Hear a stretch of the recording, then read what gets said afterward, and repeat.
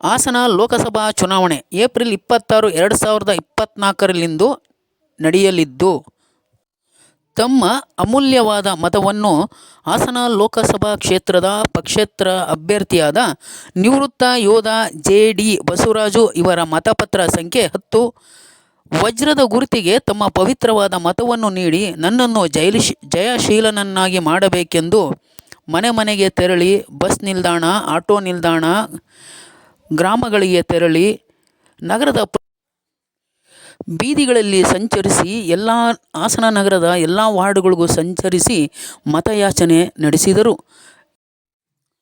ಇವರಿಗೆ ಹಲವು ಮುಖಂಡರುಗಳು, ಮಾಜಿ ಸೈನಿಕರು ಸಾಥ್ ನೀಡಿದರು. ಜೊತೆಗೆ ವಿದ್ಯಾರ್ಥಿಗಳು ಸಹ ಕೈ ಜೋಡಿಸಿದ್ದು ವಿಶೇಷವಾಗಿತ್ತು.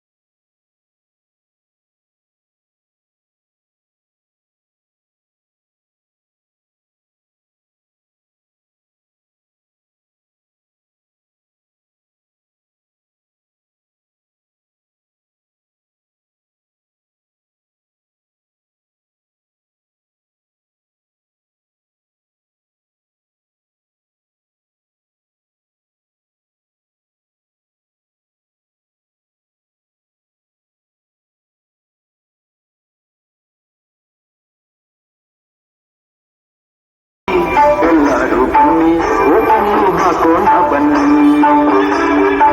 ಮತದಾನ ನಮ್ಮ ಜೈ ಜವಾನ್ ಜೈ ಕಿಸಾನ್. 2024ರ ಹಾಸನ ಲೋಕಸಭಾ ಕ್ಷೇತ್ರದ ಪಕ್ಷೇತರ ಅಭ್ಯರ್ಥಿ ಬಸವರಾಜು ಜೆ.ಡಿ. ಮಾಜಿ ಸೈನಿಕ. ಮಾನ್ಯ ಮತದಾರ ಬಂಧುಗಳಲ್ಲಿ ವಿನಂತಿಸಿಕೊಳ್ಳುವುದೇನೆಂದರೆ, ದಿನಾಂಕ 26/4/2024ರಂದು ನಡೆಯಲಿರುವ ಹಾಸನ ಲೋಕಸಭಾ ಕ್ಷೇತ್ರದ ಚುನಾವಣೆಯಲ್ಲಿ ರೈತ ಕುಟುಂಬದಿಂದ ಬಂದಿರುವ ಬಸವರಾಜು ಜೆ.ಡಿ. ಮಾಜಿ ಸೈನಿಕ ಆದ ನಾನು ಹಾಸನ ಲೋಕಸಭಾ ಕ್ಷೇತ್ರದಿಂದ ಪಕ್ಷೇತರ ಸೇವೆಯ ಮನೋಭಾವನೆ ಹುಟ್ಟಬೇಕು. ಅಂತಹ ಮನೋಭಾವನೆ ಹುಟ್ಟುವುದಕ್ಕೆ ಶಾಲೆಗಳ ಪಾತ್ರ ಬಹಳ ಮುಖ್ಯವಾಗಿರುತ್ತದೆ. ಅದಕ್ಕೋಸ್ಕರ ನಮ್ಮ ಹಾಸನದಲ್ಲಿ ಒಂದು ಸೈನಿಕ ಶಾಲೆಗಳು ಅಂತಹ ಗಟ್ಟಿ ಮನಸ್ಸಿನ ಯುವಕರನ್ನು ಸಮಾಜಕ್ಕೆ ನೀಡಬಲ್ಲದು. ಹಾಗಾಗಿ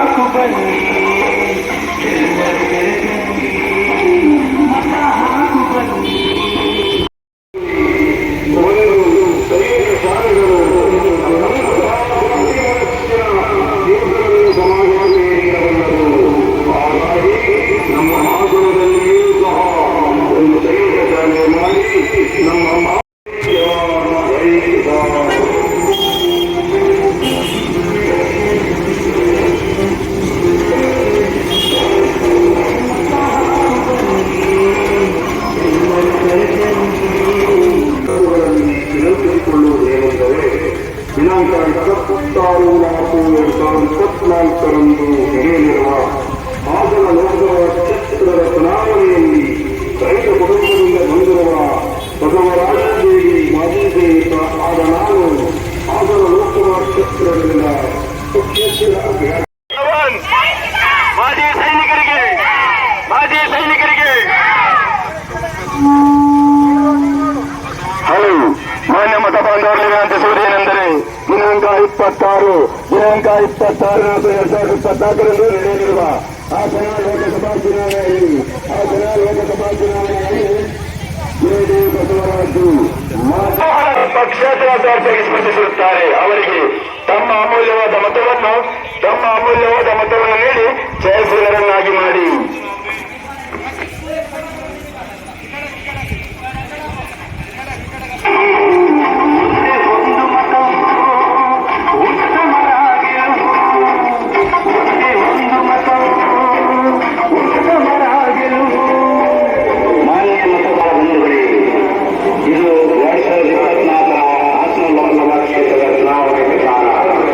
ಮಾನ್ಯ